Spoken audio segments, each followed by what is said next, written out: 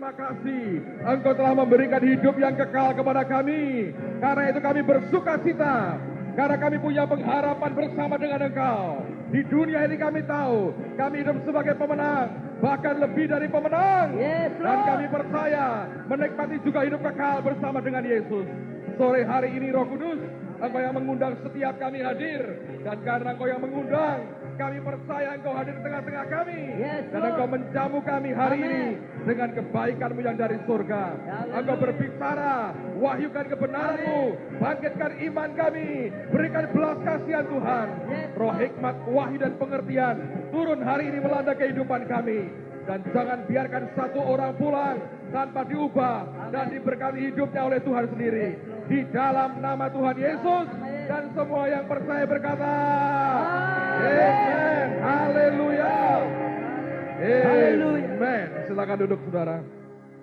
Haleluya. Anda siap terima firman Tuhan sore hari ini? Mari buka Markus pasal yang ke-6. Markus pasal yang ke-6. Melihat pada ayat yang ke-34. Saya akan baca sampai dengan ayat yang ke-44. Saudara perhatikan baik-baik pada Alkitabmu. Ketika Yesus mendarat, saya selalu berkata beberapa kali ini, Yesus rupanya perlu mendarat juga. Ada banyak orang Kristen yang kurang mendarat hidupnya, sehingga ngambang di mana-mana. Ketika Yesus mendarat, ia melihat sejumlah besar orang banyak, maka tergeraklah hatinya oleh belas kasihan kepada mereka, karena mereka seperti domba yang tidak mempunyai gembala. Lalu mulailah ia mengajarkan banyak hal kepada mereka. Pada waktu hari sudah mulai malam, datanglah murid-muridnya kepadanya dan berkata, tempat ini sunyi dan hari sudah mulai malam. Suruhlah mereka pergi supaya mereka dapat membeli makanan di desa-desa dan di kampung-kampung di sekitar ini. Tetapi jawabnya, kamu harus memberi mereka makan. Kata mereka kepadanya, jadi haruskah kami membeli roti seharga 200 dinar untuk memberi mereka makan? Tetapi ia berkata kepada mereka, berapa banyak roti yang ada padamu? Cobalah periksa. Sesudah memeriksanya mereka berkata, 5 roti dan 2 ikan. Lalu ia menyuruh orang-orang itu supaya mereka duduk berkelompok-kelompok di atas rumput hijau. Maka duduklah mereka berkelompok-kelompok, ada yang 100, ada yang 50 orang. Dan setelah ia mengambil 5 roti dan 2 ikan itu, ia menengadah ke langit dan mengucap berkat, lalu memecah-mecahkan roti itu dan memberikannya kepada murid-muridnya, supaya dibagi-bagikan kepada orang-orang itu. Begitu juga kedua ikan itu dibagi-bagikannya kepada semua mereka. Dan mereka semuanya makan sampai kenyang. Kemudian orang mengumpulkan potongan-potongan roti 12 bakul penuh, selain daripada sisa-sisa ikan. Yang ikut makan roti itu ada 5.000 orang laki-laki. Nah perhatikan saudara sekalian, ini ada 2 karakter yang saling bertolak belakang atau yang berbeda yang muncul dalam kisah ini. Yang pertama adalah Yesus sendiri, yang kedua adalah para muridnya. Nah apa bedanya? Yesus ketika melihat orang begitu banyak, reaksi yang muncul adalah timbullah belas kasihan. Dan dari belas kasihan inilah keluar berbagai macam pengajaran yang dia sampaikan kepada orang banyak. Dia juga memberi mereka makan sampai mereka kenyang, bahkan rotinya sisa 12 bakul. Tetapi orang kedua karakter berikutnya adalah para muridnya. Ini tipe orang yang tidak mau repot dengan orang lain. Selama orang banyak mendengarkan Yesus, dia masih bisa menerima dengan baik. Dia masih bisa ikuti apa yang Tuhan katakan. Tapi ketika Tuhan bergerak lebih jauh lagi, rupanya mereka tidak punya cukup belas kasihan. Mereka tidak mau repot. Mereka berkata, Tuhan, suruh mereka pulang. Untuk mereka ngusir langsung orang banyak, mereka tidak berani. Mereka pakai Yesus, mereka berkata, suruh mereka pulang Tuhan. Dan Tuhan berkata, jangan. Kamu harus memberi mereka makan. Langsung reaksinya berkata, nggak cukup duitnya. Dan mereka berkata, apakah semua uang kami 200 dinar ini harus dibelanjakan habis untuk memberi mereka makan? Tidak cukup juga untuk mereka semuanya.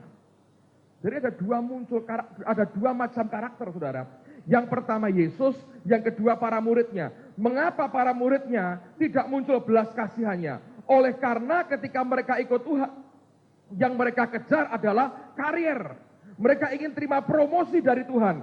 Karena itulah ributnya mereka selalu soal siapa terbesar di antara kami. Padahal tidak satu pun yang besar di antara mereka.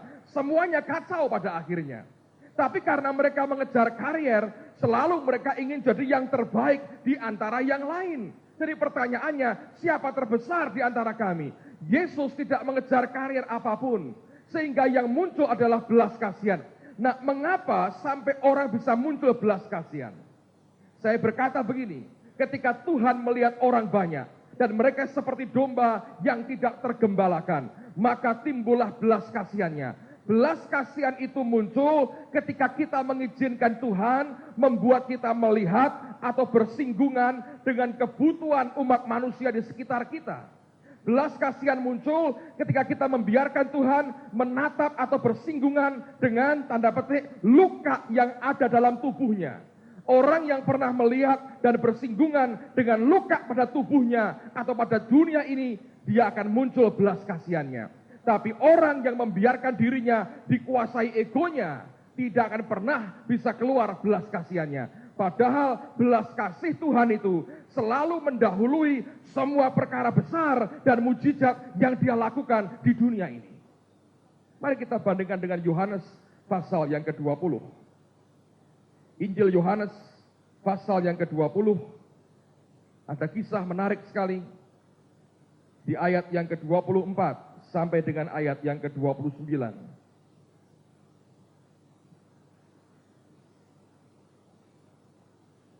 Yohanes 20, lihat pada ayat yang ke-24 sampai dengan ayat yang ke-29. Judulnya Yesus menampakkan diri kepada Thomas. Tetapi Thomas, seorang dari ke-12 murid itu yang disebut Didimus, tidak ada bersama-sama dengan mereka ketika Yesus datang ke situ. Maka kata murid-murid yang lain itu kepadanya, kami telah melihat Tuhan. Tetapi Thomas berkata kepada mereka, sebelum aku melihat bekas paku pada tangannya, dan sebelum aku mencucukkan jariku ke dalam bekas paku itu, dan mencucukkan tanganku ke dalam lambungnya, sekali-kali aku tidak akan percaya. 8 hari kemudian, murid-murid Yesus berada kembali dalam rumah itu, dan Thomas bersama-sama dengan mereka. Sementara pintu-pintu terkunci, Yesus datang dan ia berdiri di tengah-tengah mereka dan berkata, damai sejahtera bagi kamu. Kemudian ia berkata kepada Thomas, taruhlah jarimu di sini dan lihatlah tanganku, ulurkanlah tanganmu dan cucukkanlah ke dalam lambungku, dan jangan engkau tidak percaya lagi, melainkan percayalah. Thomas menjawab dia, ya Tuhanku dan Allahku. Kata Yesus kepadanya, karena engkau telah melihat aku, maka engkau percaya. Berbahagialah mereka yang tidak melihat namun percaya. Izinkan saya mengajukan satu pertanyaan. Dalam 2 kebaktian kemarin dan tadi pagi saya juga mengajukan pertanyaan yang sama. Anda boleh jawab, ini tidak ada salah, tidak ada benar sebetulnya. Karena nanti kalau mau tahu sebenarnya, tanya Yesus sendiri. Saya mau tanya pada saudara, menurut Anda, akhirnya Thomas itu masukkan jarinya enggak ke lubangnya Yesus? Berani nggak kira-kira dia? Pokoknya kalau aku belum mencucukkan tanganku di tangan dan lambungnya, belum percaya. Tuhan muncul, dia berikan salam damai, dan Tuhan itu orangnya to the point, langsung straight tanpa muter-muter. Dia bilang, Thomas, kamu cucukkan jarimu sekarang. Saya mau tanya, menurut saudara, Thomas begini nggak kira-kira? Oh ya Tuhan, memang itu yang aku mau. Ya begini tangannya, bukan begini saudara, begini. Ya, masih ingat ya? Kalau begini, kalahnya sama begini. Ya begini, makanya dia kalah saudara. Kemudian dia tusuk tangannya. Iya tuh, lubang, tembus. Coba ya lambungmu Tuhan. Dia masukin.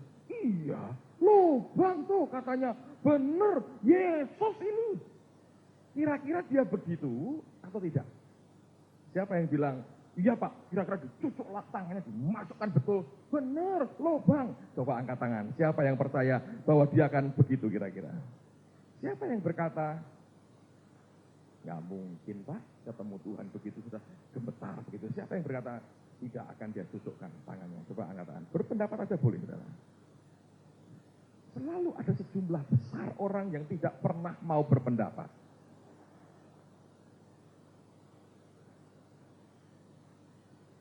selalu mau aman dan berkata, biarkan dia berkata apapun, pokoknya amin, haleluya. Memang itu paling aman. Anda selalu bisa mentertawakan pandangan siapapun, karena engkau tidak berpandangan, saudara. Well, ini sebetulnya kan masih perdebatan, sampai sekarang orang berdebat. Tapi begini saudara, ini poin saya. Saya dengar Bill Wilson khotbah di Jakarta, bukan di Semarang. Dan ketika beliau khotbah, dia ngutip akan cerita ini. Enggak dia baca, dia kutip aja.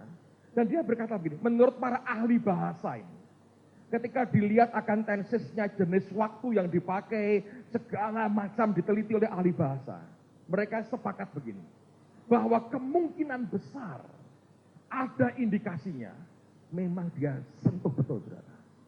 Mungkin tidak dengan main-main, tapi minimal dia masih sedikit. Jadi diam ini nekat, saudara. Masih betul. Bisa. Tapi apakah dia hanya melihat luka itu? Apakah dia sempat dia masukkan tangannya, walaupun sedikit, saudara? Dan mungkin Tuhan geli. Tapi apakah dia hanya melihat atau dia masukkan betul tangannya, tidak jadi masalah. Tapi saya berkata pada saudara, orang yang pernah mengizinkan Tuhan untuk dia melihat, membawa dia melihat atau bersentuhan dengan luka atau sesuatu yang lubang ada pada tubuh Tuhan, orang itu pasti berubah. It changes, mengubah. Tapi orang yang membiarkan dirinya dikuasai egonya, hanya memikirkan dirinya, dan suka dengar kata promosi dari Allah. Saya beritahu saudara, engkau tidak akan pernah berubah hidup. Engkau boleh ke gereja setiap hari, tapi engkau kejar hanya itu. Dan engkau bisa salah paham dengan Tuhan. Kok bisa Pak? Contoh begini. Sekarang ini lagi populer orang bicara soal next level. Next level. Bayangan kita next level itu begini. Naik aku. Dari bawah, aku naik next level. Naik next level. Naik next level. Naik next level. Ya yang paling tinggi jabatannya. The highest. Next level. Kurang tinggi naik ke balkon. Next level. Mau lebih enak, paling belakang duduknya. Next level. Kan begitu kan saudara? Itu kan cara pandang orang. Nah artinya apa? Oh aku lebih kemuliaan Tuhan lebih hebat. Berkat Tuhan lebih limpah. Urapannya lebih kuat. Mata buta dicelikkan, orang lumpuh berjalan mati dibangkitkan, saudara. Jadi itu kan next level. Tambah kaya, mobilnya 15, rumahnya tambah gede, tingkat 13, segala macam. Next level. Saya beritahu saudara, kalau kau tidak kenal Tuhan, mungkin kau akan kecil. Sebab next levelnya Tuhan beda dengan cara pikirnya. Kenapa next levelnya Tuhan? Lebih rendah hati. Itu next levelnya Tuhan. Lebih rendah hati artinya Anda perlu direndahkan diri. Itu habis Pak ya. Next level kan. Tapi kalau Anda makin ditambahi, itu nggak next level. Tongkatnya yang next level. Dan itu Tuhan tidak. Jadi biarkan izinkan Tuhan membuat kita bersinggungan dengan kebutuhan manusia di sekitar kita. Bersinggungan dengan luka hidup kita. Kalau tidak, hidup dalam ego. Kalau Anda ke kota Madras di India, kota Chennai namanya sekarang.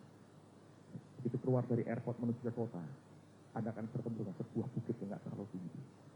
Anda akan diberitahu itu bukit namanya Bukit Santo Thomas.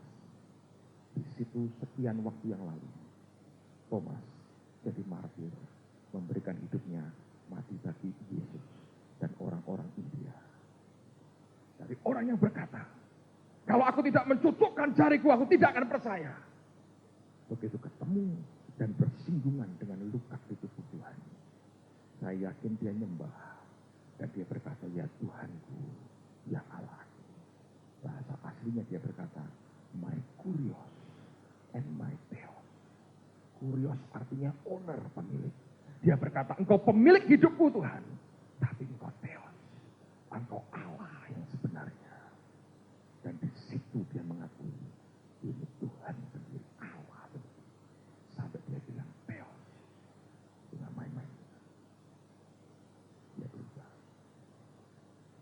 beberapa abad lalu, hidup seorang yang bernama Francis of Assisi. Francis dari Assisi. Oleh gereja Katolik, dia diangkat sebagai Santo Francis of Assisi. Dia adalah seorang bapak gereja yang terkenal dalam pelayanannya. Orang ini punya pengalaman yang unik dalam hidupnya, saudara. Dia paling jijik melihat orang yang kena kusta. Zaman itu, kalau orang kusta itu bisa putih seluruh tubuhnya. Menjijikkan sekali, bau sekali. Dan ini jarinya bisa membusuk dan putus satu-satu. Hidungnya bisa hilang. Ya, lubang. Gak ada batang hidung. Tangan jarinya lepas satu-satu. Sering kali juga daun telinganya bisa putus. Itu matinya pohonan dan kakinya putus darinya satu demi satu. Itu kusta. Seperti Gehazi, putih kena kusta. Nah, Francis ini paling ngeri ketemu orang kusta. Satu hari, saudara. Dia hamba Tuhan, dia tahu kebenaran. Dia harus pergi dan untuk pergi itu dia mesti melewati sebuah lorong. Yang kanan kirinya itu tembok yang tinggi dan tidak ada pintu apapun dalam lorong itu. Tembok aja kanan kirinya. Siang hari dia jalan dengan biasa, santai dia jalan. Cukup jauh lorongnya, cukup panjang. Dia masuk ke lorong itu, nggak ada siapapun sepertinya. Tapi ketika dia sudah mulai melangkah, dia sadar. Di sekian langkah dari dia lihat seorang bapak tua. Dan dari jauh pakaiannya compang-camping, dan dia bawa alat untuk ngemis. Saudara. Dia tahu itu seorang pengemis. Tapi dari jauh dia perhatikan, aneh bapak itu ya. Kok kulitnya putih? Lebih putih dari orang kebanyakan. Jadi dia nggak terlalu, istilahnya makanan nges, saudara, nges tahu nges. Dia nggak terlalu nges bahwa itu orang kena kusta. Dia jalan. Makin dekat dia sadar. Itu pengemis, kusta seluruh tubuhnya. Putih, kena kusta. Antara dia dengan bapak pengemis itu, hanya berjarak beberapa langkah lagi. Dan sekian detik itu dia bergulat, dia berhenti sebentar. Dia berkata begini, aku gak tahan lihat orang kusta. Kalau aku balik, aku bisa berbalik. Tapi aku tahu aku akan melukai hatinya. Kalau aku terus jalan pura-pura gak lihat dia, aku juga tahu aku melukai hatinya. Kalau aku beri uang sambil tutup mata, lemparkan ke kalengnya, aku tahu juga melukai hatinya. Kalau aku lemparkan dari jauh, tambah melukai hatinya. Karena aku pasti menolak dia dan dia tahu. Dan bapak ini sudah menatap ke dia dengan kaleng untuk mengemis itu, berharap dapat uang dari Francis of Assisi. Tapi saya bersyukur, saya yakin itu kekuatan Tuhan. Kekuatan. Apa yang terjadi? Dalam sekian detik itu saya yakin Tuhan berikan kekuatan besar. Dia memutuskan sesuatu yang mengubah seluruh hidupnya. Dan apa yang terjadi? Dia rokok dari sakunya. Dia ambil uang. Dia masukkan ke kaleng tempat pengemis itu. Menadahkan kalengnya. Dia berikan uang. Bukan hanya dia beri uang. Dia peluk bapak ini. Erat sekali. Dia cium kedua pipinya. Dia berkata, aku mengasihi kamu.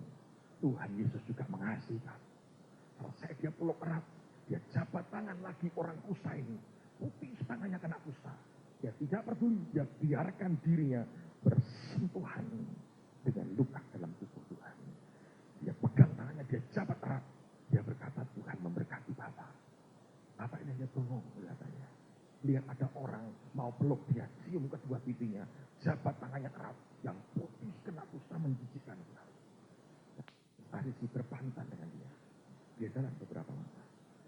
Waktu dia jalan, hatinya masih gelisah. Mungkin dia pikir, apa aku harus berbalik, peluk dia lagi. Dia pikir, mungkin aku harus, kenapa aku masih gelisah? Dia balikkan badannya, dia lihat ke lorong. Itu yang membuat dia takut. Waktu dia berbalik, bapak dulu lenyap dari pandangan matanya. Di ujung lorong itu, dia berlutut, dia nangis. Dia mengadahkan tangannya. Sebab dia tahu yang dia peluk dan dia cium adalah Yesusnya sendiri. Yesus.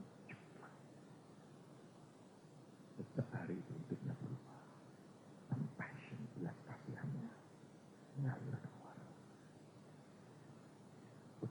banyak orang yang hidup karena ego. Dia tidak pernah mau mengizinkan Tuhan membawa dia bersinggungan dengan luka dan kebutuhan di sekitar kita.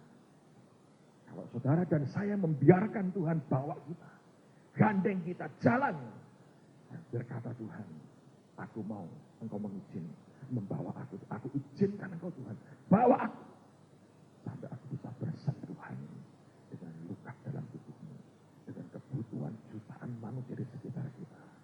Belas kasihanmu akan engkau tidak akan jadi orang ego. Karena egomu tidak akan pernah membawa Anda kemana-mana. Kalau orang bertanya, Pak, apa hubungannya dengan kami? Dari mana itu? Ketika engkau bersinggungan, engkau melihat akan kebutuhan need daripada tubuh Tuhan. Engkau lihat luka di tubuh Tuhan. Engkau lihat penderitaan orang lain. Engkau izinkan matamu dibawa Tuhan melihat itu, bahkan bersentuhan dengan itu. Apa yang terjadi? Yang keluar pertama dari hidupmu adalah belas kasihan. Nggak bisa enggak? Pak Yos baru beritahu saya bersyukur Anda orang yang mengerti. Teman kita punya gereja di Gunung Kidul. Dia nangis ke Pak Yos. Dia berkata, Pak, sekarang hamba-hamba Tuhan di sisi kami kekeringan. Bahkan untuk minum pun susah payah. Tidak bisa beli air, Pak. Mahal sekali di luar kemampuan kami. Nangis. Pendeta, saya kenal beliau. Ini orang tulus. Dia bilang, kami Pak, jangankan mandi. Mandi sudah tidak bisa. Untuk minum saja, rebus air saja. Susahnya luar biasa. Rupanya Pak Yos beritahu beberapa teman pengusaha di daerah kita. Mereka berkata, yuk buat. Nah, saya dengar mereka mau drop 10 tangki air buat para hamba Tuhan di gunung itu. Itu bersentuhan dengan kebutuhan orang sekitar. Begitu Anda lihat sesuatu yang luka, yang membutuhkan uluran. Dengar baik-baik. Yang muncul pertama pasti reaksi berkata, aku akan berbuat sesuatu. At least kau akan taruhkan hidupmu di mezbahnya. Kalau kau tidak punya apapun, kau bisa berkata, apapun aku bisa kerjakan. Aku akan kerjakan, kau taruh hidupmu. Dan waktu engkau taruh korban hidupmu itu yang mengubah Anda secara permanen. Orang, saudara-saudara, kalau Anda pernah taruh sesuatu dalam hidupmu, korban di hadapan Tuhan, apapun. Sampai kau berkata, Tuhan, sebetulnya aku gak punya apa-apa. But this is the best that I have. Ini yang terbaik yang aku punya, Anda taruhkan di mezbah. Itu mengubah Anda secara permanen. John Avancini pernah buat statement yang berani sekali. Banyak orang kaget, tapi dengerin baik-baik, saya yakin itu benar. Dia berkata begitu. Bahkan lewat korban, Tuhan pun berubah. Pertama saya dengar, saya bilang, wow. Katanya Yesus tidak berubah kemarin, hari ini, besok, selama-lamanya. Dia berani berkata, Tuhan pun berubah. Dia ngomong gini, dengerin baik-baik, saya setuju sekali. Anda dengar? Di perjanjian lama, Tuhan tampilnya berbeda dengan perjanjian baru. Di perjanjian lama, dia tampil sebagai Allah yang kejam, tanda petik, dan suka membunuh. Manusia berdosa, tenggelamin, habis. Tinggal 8 gelintir, misalnya. Habis. Amalek, saya berkata, bantai semua, laki, perempuan, ibu, anak-anak, bayi, habisin, matikan. Tahu Agag disimpan oleh Saul, gak dibunuh? Nabi Samuel, yang kerjanya nubuat, ngambil pedang. Firman berkata, Agag dicincang. Kayak buat sate babi. Bukan nusuk sekali, saudara. Nabi itu kalau sudah pakai pedang, lebih bahaya daripada warrior sekalipun. Dia cincang. Dia beritahu Saul, gini caranya bunuh Nabi, raja musuh. Dan itu membuat Tuhan berkenan. Orang-orang yang berzina dengan perempuan kafir, oleh seorang imam dikejar, diburu, ditombak, dibunuhin. Itu yang meredakan amarah Tuhan. Bayangin saudara. Tuhan lihat pembantaian, reda amarahnya. Itu kalau Anda baca di perjanjian lama, kan begitu kan? Mengapa di perjanjian baru yang keluar berbeda? Kasih, pengampunan, pengampunan, diampuni. Kenapa berbeda? Itu ada perbedaannya di Yohanes 3:16. Coba dibuka, saya bacakan. Perhatikan. Karena begitu besar kasih Allah akan dunia ini. Pertama muncul belas kasihan. Nah, dia lihat manusia berabad-abad tidak bisa berbuat apapun mengalahkan dosa. Muncul compassion-nya, belas kasihan. Sehingga ketika belas kasihan muncul, diberikannya, dikaruniakannya anaknya yang tunggal, his only begotten son. Putra tunggalnya dikorbankan. Lihat belas kasihnya muncul, lalu sacrifice yang akan menyusul. Gak ada orang berbelas kasihan cuman, iya kasihan, nasib kok bisa begitu, untung bukan saya. Itu bukan belas kasihan, itu tangisan sinetron, saudara. Tapi kalau murni belas kasih, itu muncul sacrifice akan mengikuti. Kenapa orang begitu pikir? Gak ada compassion, gak ada belas kasihan. Kenapa orang tidak peduli orang lain? Gak ada belas kasihan. Hidup dikuasai oleh ego untuk manusianya sendiri.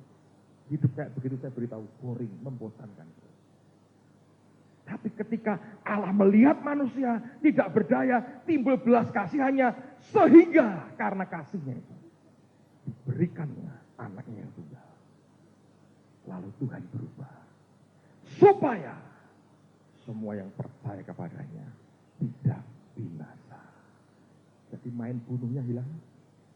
Dia buat supaya jangan binasa, melainkan beroleh hidup yang kekal. I think it's true. Kalau itu keluar dari hati, karena belas kasihan, membuat ada jadi orang berbeda.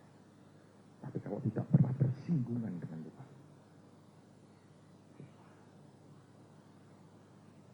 Anda kenal Bill Wilson ya? Tahulah.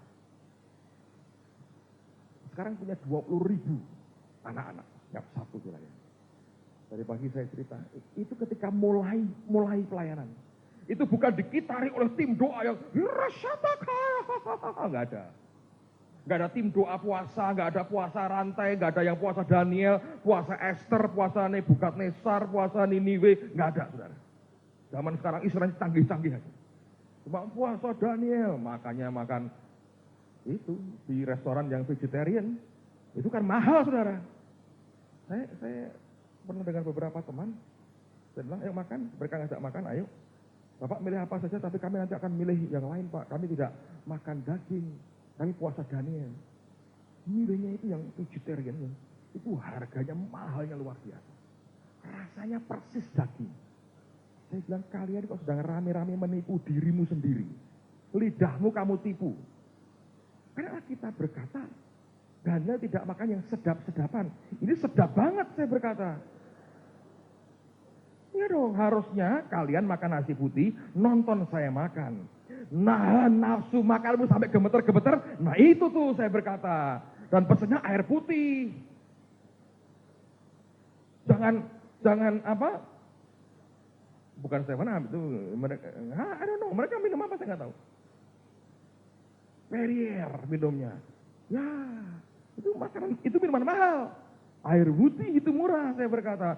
Makan nasi putih, saya tak makan barbeque. Nah kamu sedot aja asal. Nah, maka itu menderita, saya berkata. Ya kita kan belajar, Pak. Belajar kok puluhan tahun, saya berkata. Orang hanya pengen, oh, aku puasa ini. Bill Wilson gak ada yang puasa begitu.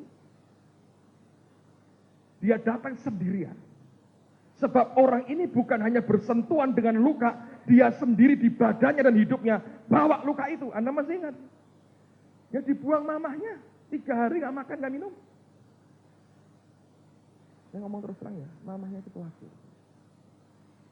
Beberapa tahun lalu ditemukan mati di pinggir jalan dengan botol alkohol di tangannya, mati.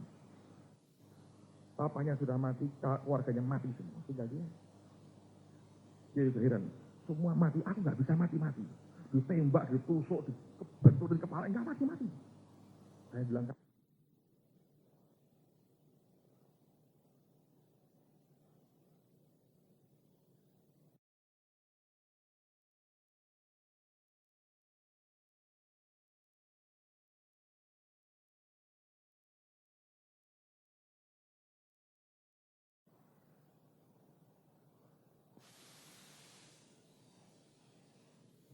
Saya bilang, kamu rangkap berapa sih nyawamu? Ini orang Anda tahu pelayanannya. Ketika awal mulai sendirian, gak ada orang mau bantu dia. Daerah paling ganas, paling brengsek di dunia di Bronx, di Brooklyn, saudara. Dia masuk, dia lihat potensi, ada begitu banyak anak-anak kecil. Hidup mereka berat sekali. Gak diurus orang tuanya, beberapa kan sampai ada yang dua kakak beradik ya, terbelakang mentalnya. Mamanya dibunuh orang gak tahu siapa, digorok lehernya mati. Mereka nunggu mayat mamanya sambil duduk di sofa, nonton TV berhari-hari, seminggu sampai busuk mamanya ini, mayatnya. Semua isi kulkas dimakan habis, terakhir ditemukan guru sekolah minggunya lagi makan kardus. Itu loh, kelok saudara, ngerti? Dia dibuka ini dimakan kardusnya.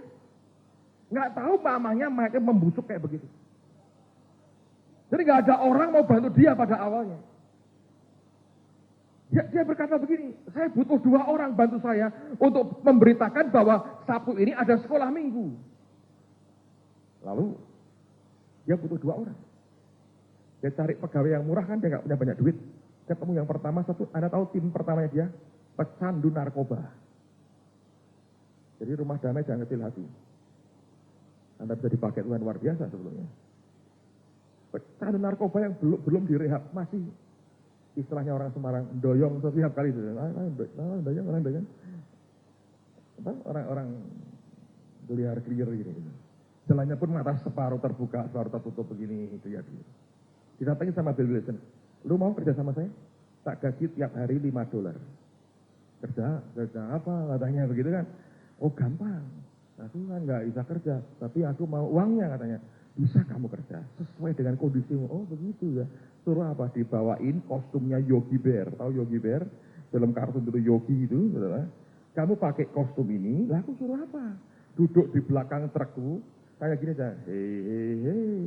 Hehehe, ya kamu sambil teler, hehehe, nggak apa-apa. Nah, dia bilang, itu aku bisa, gampang kan? Hehehe, gitu aja. Nggak usah ngomong apa, jangan kalau ngomong yang lain ngaco. Kamu nggak boleh ngomong yang lain, cuman hehehe, begini aja. $5, lumayan bisa ngedrak lagi kan katanya. Lalu dia perlu driver yang tahu selok-belok areal yang berbahaya itu. Ketemu calon pengemudi yang hebat. Anda tahu siapa? Pengedar narkoba. Kan paling tahu selok-beloknya kan, pelanggannya kan banyak di mana-mana. Dia sewa orang itu sehari $20 atau $25 saya lupa. Dia bilang kamu drive. Kalau siang, oh ya kalau malam aku kerja, ya kerja ngedar saudara. Jadi ini orang tahu betul jalan, tapi nyetirnya orang Semarang bilang biayaan, saudara tahu. Jelalatan matanya karena takut polisi. Jadi, tapi dia canggih betul, dia tahu lorong-lorongnya. Sebab maklum pengedar narkoba. Belakangnya pecandu narkoba. Pendetanya kurus kayak bekas narkoba. Rambut gondrong. Jadi loh, ini tim paling hebat di dunia ternyata. Dan Bill kerjaannya pakai megafon, teriak-teriak ke anak-anak. Sabtu ada Sunday School, dia sebar brosur, anak-anak semua keluar, lihat orang yang lagi teler. Hehehe, senang mereka, hehehe, saudara. Ya, Sabtu pertama dia buat kebaktian, 1.100 anak muncul. Gak ada tim doa, gak ada apa-apa. Cuma hanya membawakan luka di hidupnya. Luka pada tubuh Tuhan. Lihat akan kebutuhan orang sekitar. Jadi, berapa banyak orang pengen tiru dia. Hanya sebentar. Tetap tidak ada di dalamnya. Pernah bersinggungan dengan Tuhan. Saudara, dan murid-murid ini kalau Anda perhatikan, begitu disuruh kasih makan, Anda tahu reaksinya mesti ngomongnya apa? Duit. Apa harus dibelanjakan 200 dinar? Ributnya mesti duit. Menurut saya provokatornya Yudas ini. Ojo. Gitu. Sebab kalau entek duitnya, dia nggak bisa korupsi. Dia berkepentingan duitnya utuh. Jadi ini peristiwa ini, saudara, Yudas paling senang. Aman, kasku masih ada 200 dinar. Besok tak colong 5 dinar. Gitu kira-kira. Selalu reaksinya begitu. Dan sampai hari ini saya perhatikan, di mana-mana Para pendeta, bukan saya mengasihani diri saya sendiri. Saya bukan orang yang segan bicara. Believe me, saudara, itu banyak gembala struggle yang bolak-balik ngomong ke saya, Pak, jemaat nggak ngerti memberi. Diajari tuh, sungkan Pak, dikro boleh duit. Nah, kamu cari uang tidak? Ya tidak, ngomong, oh sungkan Pak. Bapak aja yang bicara, loh kok enak? Dia bilang. Saya dimaki saya, kamu dapat enaknya. Ya Pak, tolong Pak. Itu dihimbau, disindir, sampai dari yang paling halus sampai paling kasar, tetap nggak ngerti. Nggak taunya, hehehe, gitu aja saudara kira-kira. Nah kalau gereja saja, hehehe, mabuk nih kita. Nah, selalu kalau orang ego itu reaksinya, duit, keberatan gitu loh, keluar itu keberatan. Sebab memang dia memikirkan dirinya. Saya perhatikan, saya baru diceritain orang. Kemarin saya cerita, ada pendeta, waduh susah sekali. Jemaahnya sebetulnya banyak orang kaya. Tapi pikirnya luar biasa. Dia sedih banget. Dia undang hamba Tuhan. Nah, ini yang diundang ini kebetulan orang Batak. Keras. Dia pikir, biar gue kasih orang Batak. Bapak pendeta, ngomong perbuluhan ya. Beres, itu memang pekerjaan saya katanya. Batak kan belum. Lalu berkhotbah soal perbuluhan, saudara. Dia maju mimbar, dia khotbah perpuluhan. Terakhir, saudara, ini pakai segala cara lah orang. Tapi saya beritahu ya, kadang percuma, mental. Ini orang ini caranya kasarnya luar biasa. Tapi saya hargai dia berani, saudara. Terakhir dia berkata gini, coba siapa yang merasa jujur ya, belum setia memberikan perpuluhan, izinkan saya berdoa buat saudara, katanya begitu. Beberapa orang berdiri, karena mau didoakan kan semua senang, gitu. Mau tuh didoakan. Semua yang belum memberi perpuluhan banyak berdiri. Sudah, semua, sudah. Langsung dia teriak, pencuri kau katanya. Langsung beberapa tidak mau ke gereja lagi, saudara. Ngamuk itu orang, saudara. Kurang ajar nih pendeta, katanya mau didoakan. Dia tunjuk itu, pencuri kau. Ini betul itu firman berkata begitu sebetulnya. Dia hanya mengartikulasikan aja kebenaran. Tapi nggak mempan. Tidak mempan, saudara. Mau dikasih apapun nggak mempan sebetulnya. Sebab egonya terlalu kuat. Yang keluar malah amarah. Itulah manusia. Tapi izinkan saya ceritakan beberapa true story yang saya sempat tulis. Saya sampaikan di School of Acts Jumat yang lalu. Ini orang-orang yang ngerti. Ya sebetulnya kalau ada orang berkata, Pak, saya nggak ngasih perpuluhan juga diberkati. Ya itu tandanya hidup dalam ego. Jadi hitungannya uang memang semua. Padahal Alkitab berkata orang mengembalikan perpuluhan itu, Tuhan berkata supaya kamu belajar takut akan Tuhan. Bukan untuk cari kekayaan tambahan, saudara. Supaya kita belajar takut akan Tuhan. Itu aja. Jadi kalau Anda bangga, oh aku rasa ngasih perpuluhan, aku diberkati. Nggak apa-apa. Berarti orang itu tidak takut akan Tuhan. Bu Andi ada ngadep Tuhan, dia berkata. Wani tenang, dia. Ayo nek wong Semarang tadi, dia itu tadi, dia sih Tuhan. Sebab tidak pernah mau belajar takut akan Tuhan. Tapi ada true story, 4 cerita lah, kalau masih sempat waktunya saya cerita ke Anda. Sekian tahun yang lalu ada seorang laki-laki yang masih muda. Dia mencoba membuat akan pabrik keju di kota Chicago. Dia dagang dan dia bangkrut, saudara. Habis. Ketika dia kolaps, sahabatnya datang ke dia, memberikan nasihat ini. Kenapa kamu kolaps? Dia bilang, I don't know. Dia berkata, karena kamu tidak membawa Tuhan masuk ke dalam bisnismu. Dan kamu tidak hidup untuk bekerja bagi dia. Itu yang membuat kamu kolaps. Kamu tidak bawa Tuhan masuk ke bisnismu. Dan kamu tidak mau kerja untuk dia. Dia renungkan beberapa saat perkataan sahabatnya ini. Memang keras. Kemudian dia berkata begini. If God wants to run this business. Kalau Tuhan mau ngerjakan, garap bisnis keju ini. Dia bilang, he can do it. Dia boleh melakukannya. Dan dia berkata, I will work for him and with him. Aku akan kerja bagi dia dan kerja dengan dia. Terus dia ngomong, dia berdoa, Tuhan Yesus, mulai hari ini, engkau pemegang saham mayoritas di pabrik itu. Sudah kolaps pabrik. Dan dia berkata, mulai hari ini engkau jadi senior partner buat kami. Engkau pemegang mayoritas. Artinya apa? Begitu ada keuntungan, mayoritas untuk pemegang mayoritas, saudara. Anda ngerti? Itu bukan cuma ngomongan. Oh ya Pak, saya tiru ngomongan. No. Begitu Anda dusta, habis, saudara. Sebab dia ngomong, dia buat komitmen.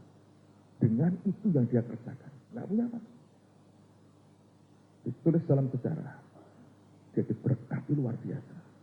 Dan hari ini, dari perusahaan keju terbesar di dunia. Nama orang ini adalah J.L. Kraft. Pemilik perusahaan Kraft Cheese Company. Anda pernah makan keju Kraft?